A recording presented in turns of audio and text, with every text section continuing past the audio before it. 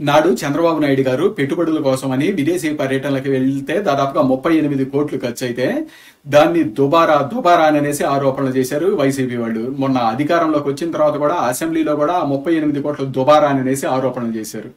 ఇదే వైసీపీ వాళ్ళు అధికారంలోకి వచ్చిన తర్వాత అధికారికంగా శాసన మండలిలో ప్రకటించారు. నాటి చంద్రబాబు నాయుడు గారి ఆ పర్యటనల ద్వారా రాష్ట్రానికి 2014-19 మధ్య 5,14,000 కొత్త ఉద్యోగాలు తీసుకువచ్చారు అని అనేసి. అయితే ఈ న్యూట్రల్స్ అని చెప్పుకునేవాళ్ళు, మేధావులు అని చెప్పుకునే కొందరు, ఎనలిస్టులుగా చెప్పుకునేవాళ్ళు, అలాగే ఈ వైసీపీ వాళ్ళు ఆ కొత్తగా తీసుకొచ్చిన 5,11,000 ఉద్యోగాల గురించి చెప్పకుండా కేవలం ఆ 38 కోట్ల గురించే చెబుతా అది దుబారా అంటూ ఆరోపణలు చేశారు, ఆ ప్రచారాలు కొనసాగించారు. కట్ చేస్తే నేడు జగన్మోహన్ రెడ్డిని చూస్తే ఈ రోజు ఆయన తన అదనపు భద్రత కోసం 2 స్పెషల్ హెలికాప్టర్లని నెలకి 4 కోట్లు పెట్టి ఈ 3 నెలలకి దాదాపుగా 12 కోట్లు పెట్టి తీసుకుంటున్నారు అనమాట. ఈయనకి ఇది అదనపు భద్రత. ఇంతకుముందు ఉంటున్న భద్రత అది కొనసాగుతూనే ఉంటది. ఈయన వస్తుంటే బ్యారికేడ్లు పెడుతుంటారు, పరదాలు కడుతుంటారు, చెట్లు కొట్టేస్తుంటారు, ఇవన్నీ చేస్తుంటారు కదా, ఆ సెక్యూరిటీ అవన్నీ కొనసాగుతూనే ఉంటాయి.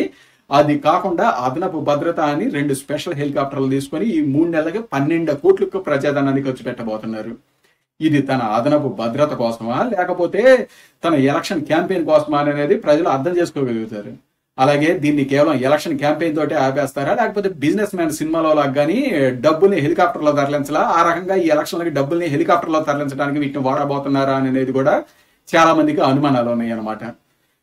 అలాగే జగన్మోహన్ రెడ్డి అధికారంలోకి వచ్చిన తొలి 16 నెలల్లో అంటే 2019 నుంచి 2020 నవంబర్ లోపు ఈ ప్రైవేట్ ఫ్లైట్లకి, హెలికాప్టర్లకి వీటన్నిటికీ కలిపి 26 కోట్లు ఖర్చు చేశారండి. ఇది ఆ జీవో అన్నమాట. ఈయన తొలి 16 నెలల్లో ఎక్కడికి వెళ్ళారండి? ఎక్కడికి వెళ్ళాల? జెరూసలేం వెళ్ళారు, వాళ్ళ కూతురు దగ్గరికి వెళ్ళారు, యుఎస్ లో వాళ్ళ పార్టీ కార్యక్రమానికి ఒకదానికి వెళ్ళారు, అలాగే ప్రశాంత్ కిషోర్ టీమ్మేట్ పెళ్లికి వెళ్ళారు, అలాగే పొంగులేటి రెడ్డి వాళ్ళ ఇంట్లో పెళ్లికి ఒకదానికి వెళ్ళారు, ఇంకో రెడ్డి ఇంట్లో పెళ్లికి ఒకదానికి వెళ్ళారు అనమాట. ఇలా తన వ్యక్తిగత అవసరాల కోసం వీటికే దాదాపుగా వెళ్ళింది. దానికి 26 కోట్లు ఖర్చు చేశారనమాట. ఆ 16 నెలలకు 26 కోట్లు, ఇప్పుడు ఈ 3 నెలలకు ఖర్చు పెడుతుంది 12 కోట్లు, అంటే మొత్తంగా 38 కోట్లు. అలాగే ఇంకొక 3.5 సంవత్సరాలది దానికి సంబంధించి జీవోలు కానీ ఇవేమి బయట పెట్టట్లేదు కదా. ఈ సంవత్సరంన్నరకే 38 కోట్లు అంటే మిగతా 3.5 సంవత్సరాలు కలిపి అన్ని యావరేజ్ ని క్యాల్కులేట్ చేస్తే దాదాపుగా వీటి కోసం 100 కోట్లు ఖర్చు పెట్టినట్టు అయిందండి. అంటే జగన్మోహన్ రెడ్డి ఈ 100 కోట్లు ప్రభుత్వ ధనాన్ని ఈ పర్యటనలకి, ఫ్లైట్లకి, హెలికాప్టర్లకి ఖర్చు పెట్టి ఏమన్నా కొత్త పెద్ద పెట్టుబడి తీసుకొచ్చాడా అంటే ఏమీ లేదు. ఒక్కటి కూడా తీసుకురాలేదు. మీకు 2014-19 మధ్య కేవలం విదేశీ పెట్టుబడుల వరకే తీసుకున్నా కానీ 58,000 కోట్లు ఆంధ్రప్రదేశ్కి వచ్చి ఆంధ్రప్రదేశ్ మన దేశంలో 3వ స్థానంలో నిలిచింది. అదే నేడు జగన్మోహన్ రెడ్డి హయాంలో 4 ఏళ్లలో వచ్చింది కేవలం 6,000 కోట్లే. అలాగే రాష్ట్రము మన దేశంలో 14వ స్థానానికి పడిపోయింది. చూడండి, నాడు చంద్రబాబు గారి హయాంలో 3వ స్థానంలో ఉంటే ఇప్పుడు 14వ స్థానానికి పడిపోయింది. ఇప్పుడు వచ్చిన 6,000 కోట్లు కూడా వీళ్ళ ఎఫర్ట్స్ ఏమి లేవు, నార్మల్ గా వచ్చే ప్రాసెస్ ప్రకారమే అవి వచ్చినాయి అనమాట. మీకు నాడు చంద్రబాబు నాయుడు గారు 5 ఏళ్లలో 38 కోట్లు ఖర్చు చేసి 5,11,000 ఉద్యోగాలు తీసుకొస్తే దాన్నే దుబారా అంటూ ఆరోపణలు చేసి నేడు జగన్మోహన్ రెడ్డి 100 కోట్లు ఖర్చు పెట్టి ఒక్క పెద్ద పెట్టుబడి కూడా తీసుకురాకపోగా ఉన్న పెట్టుబడులు మొత్తం తరలించేశాడు. ఏది దుబారా, ఎవరిది కరెక్ట్ అనేది మీరే నిర్ణయించుకోండి. అలాగే గతంలో చంద్రబాబు నాయుడు గారు 2014లో ప్రమాణ స్వీకారానికి 1.5 కోటి ఖర్చు చేస్తే దాన్నే దుబారా అంటూ ఆరోపణలు చేశారు. మొన్న జగన్మోహన్ రెడ్డి అధికారంలోకి వచ్చిన తర్వాత 2019లో తన ప్రమాణ స్వీకార పత్రికలకి ఇచ్చిన యాడ్సే 5 కోట్లు, అందులో సాక్షికి ఇచ్చింది 2 కోట్లు అనమాట. అలాగే ప్రమాణ స్వీకారానికి ఇంకొక 1,30,00,000 ఖర్చు, అంటే దాదాపుగా 6.5 కోట్లు ఖర్చు చేశారు జగన్మోహన్ రెడ్డి తన ప్రమాణ స్వీకారానికి. అంటే చంద్రబాబు నాయుడు గారు తన ప్రమాణ స్వీకారానికి 1.5 కోటి ఖర్చు చేస్తేనే దుబారా అంటూ ఆరోపణలు చేసి జగన్మోహన్ రెడ్డి 6.5 కోట్లు ఖర్చు చేశారనమాట. అలాగే నాడు చంద్రబాబు నాయుడు గారు కొత్త ఇల్లు కట్టుకుంటా హైదరాబాద్ లో పార్క్ హైత్ హోటల్లో ఉన్నారు కొన్నాళ్ళు. అయితే ఆ హోటల్ బిల్స్ పే చేసింది కూడా చంద్రబాబు నాయుడు గారి కుటుంబానికి చెందిన హెరిటేజే. అయితే వీళ్ళు ఆ ఇన్ఫర్మేషన్ చెప్పకుండా తప్పుడు ఆరోపణలు చేస్తా దుబారా ప్రజాధనాన్ని దుబారా చేశారు అంటూ ఆరోపణలు చేశారు. మొన్న జగన్మోహన్ రెడ్డి అధికారంలోకి వచ్చిన తర్వాత తన తాడేపల్లి ఇంటికి కానీ, లోటస్ పాండ్ లో ఇంటికి కానీ ప్రజాధనాన్ని 18 కోట్లు ఖర్చు పెట్టారు. ఇదిగోండి జీవోలతో సహా వాళ్ళు ఎంతెంత ఖర్చు పెట్టారు అనే డీటెయిల్స్. అలాగే నాడు చంద్రబాబు నాయుడు గారు అమరావతిలో సెక్రటేరియట్, శాసనసభ, శాసన మండలి, మంత్రుల కార్యాలయాలు, ముఖ్యమంత్రి ఆఫీసు వీటన్నిటినీ కలిపి 520 కోట్లు ఖర్చు చేస్తే దాన్ని కూడా దుబారా అంటూ ఆరోపణలు చేశారు. నేడు జగన్మోహన్ రెడ్డి ఋషికొండలో కేవలం ముఖ్యమంత్రి కార్యాలయాన్ని మాత్రమే 271 కోట్లు ఖర్చు చేస్తున్నారు. చంద్రబాబు నాయుడు గారు హయాంలో అమరావతిలో నిర్మించిన వాటిలో ఇప్పటికి కూడా దాదాపుగా 4,000 మంది ఉద్యోగస్తులు కార్యకలాపాలు కొనసాగిస్తున్నారు. శాసనసభ సమావేశాలు, మండలి సమావేశాలు, మంత్రివర్గ సమావేశాలు, మంత్రుల కార్యాలయాలు అన్ని అక్కడే కొనసాగుతూ ఉన్నాయి. అదే జగన్మోహన్ రెడ్డి ఇప్పుడు రిషికొండలో ఏర్పాటు చేస్తున్న ముఖ్యమంత్రి కార్యాలయంలో కేవలం ముఖ్యమంత్రి కార్యాలయం మాత్రమే అనమాట. దానికే 270 కోట్లు ఖర్చు చేస్తున్నారు. ఇలా అన్ని కార్యాలయాలకు కలిపి 520 కోట్లు ఖర్చు చేయడం దుబారానా, లేకపోతే కేవలం ముఖ్యమంత్రి కార్యాలయానికి 270 కోట్లు ఖర్చు చేయడం దుబారానా అనేది మీరే నిర్ణయించుకోండి. అలాగే నాడు చంద్రబాబు నాయుడు గారి హయాంలో జగన్మోహన్ రెడ్డి చంద్రబాబు నాయుడు గారు 36 మంది కమ్మ డిఎస్పీలకి ఇచ్చారు అనేసి ఆరోపణలు చేశారు రాజ్భవన్ ముందే అనమాట.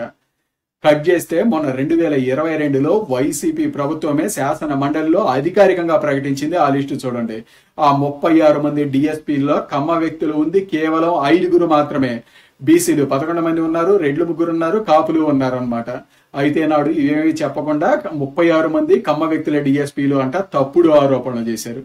అదే నేడు వీరి హయాంలో చూడండి, డీజీపీ రెడ్డి, సిఎస్ రెడ్డి, ముఖ్యమంత్రి రెడ్డి, ముఖ్య సలహాదారు రెడ్డి, 1000కి పైగా నామినేటెడ్ పదవులు ఒకే కులం వారికి రెడ్డి సామాజిక వర్గానికే ఇచ్చారు. అలాగే సాక్షిలో పనిచేస్తున్న 40 మంది ఎంప్లాయీస్ తీసుకొచ్చి ప్రభుత్వంలో పెట్టుకుని వారికి ప్రభుత్వ ధనాన్ని ఇస్తున్నారు.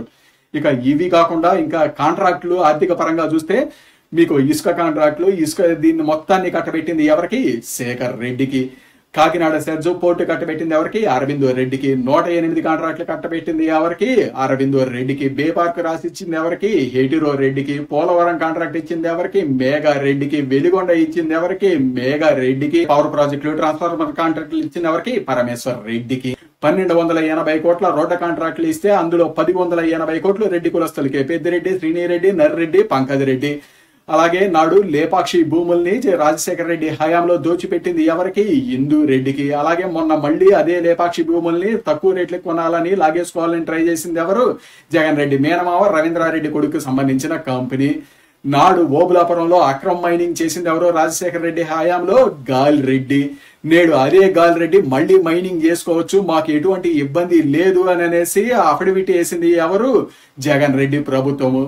ఇలా చెప్పుకుంటా పోతే మొత్తం రాజకీయ పదవులు, ప్రభుత్వ పదవులు, ఆర్థిక పరంగా కాంట్రాక్టులు మొత్తం తమ చుట్టూ ఉండే చుట్టపరెడ్లకి ఒకే కులానికి దోచి పెట్టింది ఈ వైఎస్ రెడ్డి పార్టీ, జగన్మోహన్ రెడ్డి.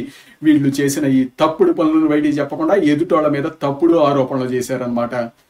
ఇలా చెబుతా పోతే వీళ్ళు చేసినవన్నీ తప్పుడు ఆరోపణలే. నాడు పింక్ డైమండ్ అని ఆరోపణలు చేసి నేడు ఆ పింక్ డైమండే లేదు అన్నారు. నాడు శేఖర్ రెడ్డి బాబు గారి బినామీ అని ఆరోపణలు చేసి నేడు అదే శేఖర్ రెడ్డికి టీటీడీ పదవి ఇచ్చారు, ఇసుక కాంట్రాక్ట్లు ఇచ్చారు. అదే శేఖర్ రెడ్డి అత్యధికంగా డొనేషన్ ఇచ్చాడు వైఎస్ రెడ్డి పార్టీకి. నాడు పోలవరం అంచనాలు పెంచడం అవినీతి అనే ఆరోపణలు చేసి నేడు అదే అంచనాలను ఆమోదించమని కేంద్రాన్ని అడుగుతారు. నాడు పీపీఏలు 25 ఏళ్లు అగ్రిమెంట్ చేసుకోవటం అవినీతి అనే ఆరోపణలు చేసి నేడు వీళ్ళు 30 ఏళ్లకి అగ్రిమెంట్లు చేసుకున్నారు. నాడు తన తండ్రి మరణంలో రిలయన్స్ పాత్ర అనేసి ఆరోపణలు చేసి నేడు అదే రిలయన్స్ వాళ్ళని ఇంటికి పిలిచి టీ ఇచ్చి టిఫిన్ పెట్టి వారికి రాజ్యసభ పదవి కూడా కట్టబెట్టారు. నాడు తన బాబాయి హత్యలో చంద్రబాబు నాయుడు గారి పాత్ర నారాసుర అనేసి రాసి నేడు కట్ చేస్తే వాళ్ళ చెల్లెలే చెబుతుంది తన బాబాయిని ఎవరు చంపారు అనేది. ఇలా చెబుతా పోతే వీళ్ళు చెప్పేవన్నీ అబద్ధాలే, చేసేవన్నీ తప్పుడు ఆరోపణలే, అబద్ధాలే, పెట్టుబడులుగా అబద్ధాలనే పునాదులుగా అబద్ధాలనే గోడలుగా పేర్చుకొని పల్లెకెనికిన ఒక ఫేక్ పార్టీ వైసీపీ. కాబట్టి ఏది తప్పుడు ఆరోపణలు, ఏది నిజాలు అనేది గ్రహించండి. Thank you.